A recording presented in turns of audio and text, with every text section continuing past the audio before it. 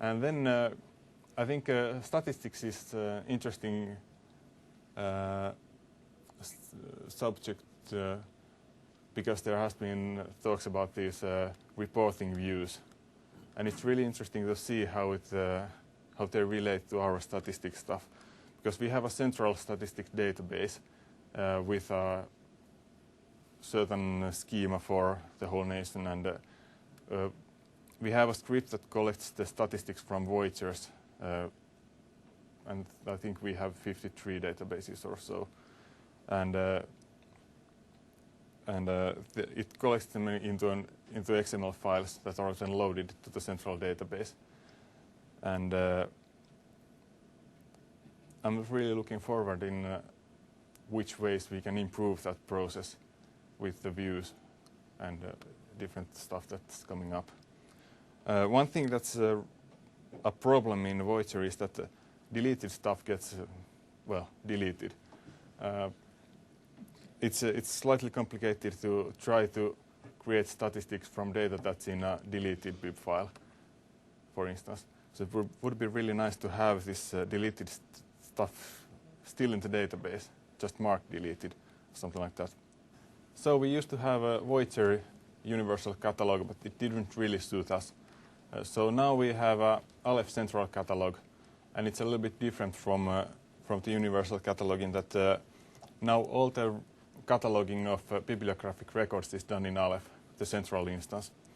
And the changes are replicated to the local Voyager databases with an automated Pearl daemon that's running. There is one instance for each database. It's accessing the Aleph VST server. I've been told that it's something like very special things server that will tell about the changes that have happened for records for a certain library.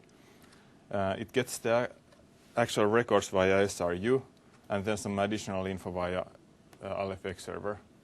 It could just forget the SRU server, but there is one bug in X server, so we can't use it for all the stuff.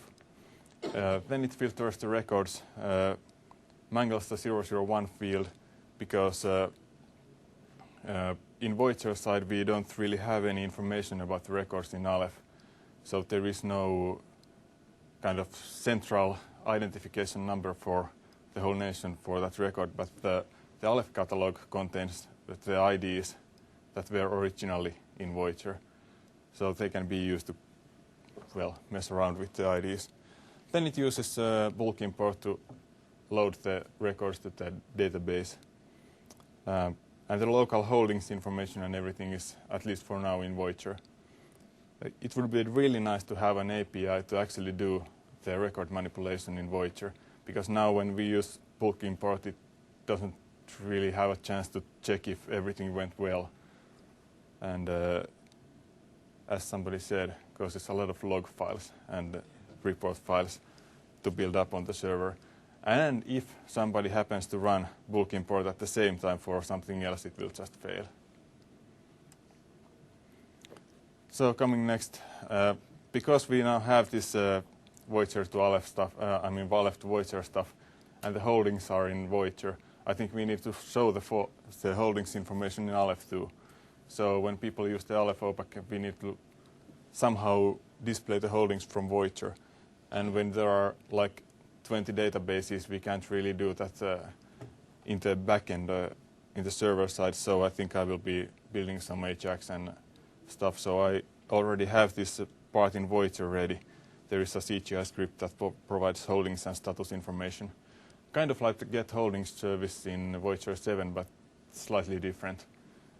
There is at least one field that would be nice to see in the holdings info, and that's the due date of the loan if it's checked out. So that's something that the people want to see, that when it's supposed to come back. And in Aleph side there will be some CGI script and then JavaScript in the OPAC to integrate it. Then I have this short wish list, and one thing here is that we concentrate on new APIs, and that's good. But there are some things that I would like not be forgotten, like ZIP2 and NCIP, which would really benefit from some changes. I think for ZIP2, we'd like to see this sorting capabilities, and I've been told that they are coming, I hope. Yeah, great. And then there is supposedly NCIP support in Voyager, built for some certain cases, but I think it would be nice to have it for everyone to use, or at least documented some way that what's available and what's not.